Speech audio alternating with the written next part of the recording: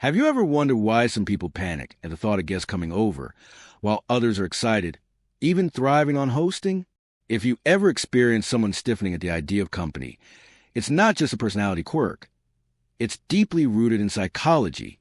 Today, we're diving into the minds of those who genuinely dislike having guests over, uncovering why their home is a sanctuary, why social visits can feel like invasions, and what their behavior tells us about their inner world.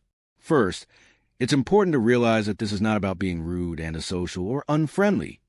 Many people who avoid hosting are incredibly warm and kind. They just have a strong need to control their environment. The psychology here starts with boundaries. Some people have heightened sensitivity to disruption. Their home is their safe space, carefully curated for comfort and peace. A guest, no matter how polite or loving, represents unpredictability. The thought of someone moving through their space, using their belongings, or even changing the atmosphere triggers an internal tension. It's not personal, it's neurological. Their brain literally reacts to external disturbances as stressors, activating heightened alertness, sometimes even anxiety. Another core factor is introversion and energy management. People who dislike guests often recharge best alone. Hosting requires emotional labor, small talk, hospitality, catering to social expectations. For someone who derives energy from solitude, this can feel draining rather than enjoyable. It's not that they don't like the people. They might adore them. But the act of entertaining demands energy they prefer to conserve. This is why some highly introverted individuals will choose phone calls or video chats over in-person visits. Hosting physically and mentally exhausts them in ways that watching a movie alone or reading a book never could. Past experiences also play a role. Some people who resist having guests have had negative hosting experiences in the past. Maybe a friend overstayed their welcome, someone criticized their home, or an event went completely off script. These memories create anticipatory anxiety. They start associating guests with discomfort, tension, or even loss of control. Over time, this can develop into a conditioned response where even the idea of guests triggers subtle stress, like a knot in the stomach or a sudden need to clean everything obsessively. Their avoidance isn't about judgment. It's a coping mechanism to preserve mental peace. Let's talk about perfectionism and control. Some individuals who dislike hosting have very high standards for how their home should look or feel. This perfectionism can make hosting feel impossible. They worry about messes, mismanaged expectations, or awkward interactions.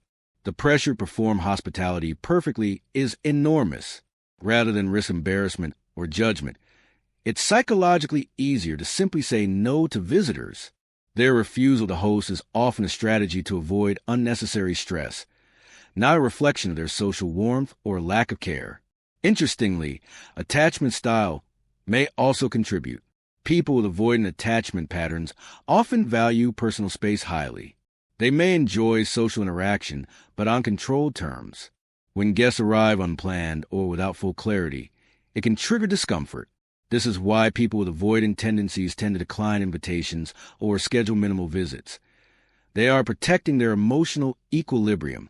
Their resistance to guests is an extension of a broader pattern of self-protection and prioritizing inner stability over external approval. Social anxiety is another critical factor.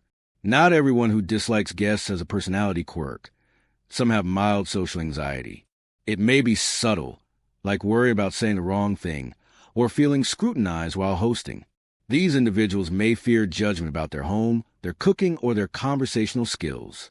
Even for confident people, hosting is a performance, and the stakes feel higher than ordinary social interactions. The anxiety doesn't mean they dislike people. It means they feel psychologically unsafe when they must perform in their personal space.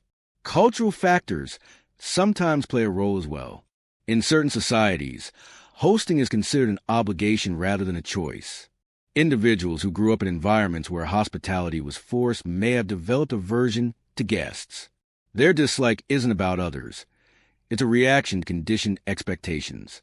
For them, saying no is a way to reclaim autonomy, deciding when, where, and with whom social interactions happen.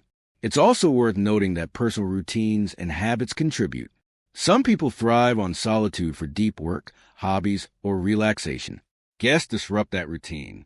For instance, someone who enjoys reading, painting, meditating, or journaling in the evening may find a sudden social visit intrusive.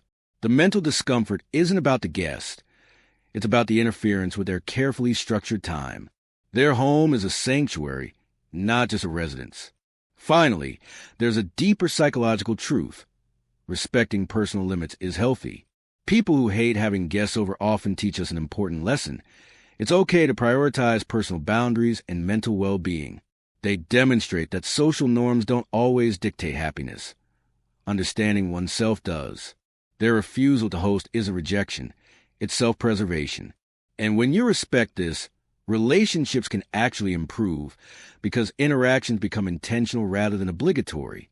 In conclusion, the psychology of people who dislike having guests is complex, layered, and deeply human. It's shaped by introversion, energy management, past experiences, perfectionism, attachment styles, social anxiety, and cultural conditioning. Their behavior isn't about coldness or antisocial tendencies.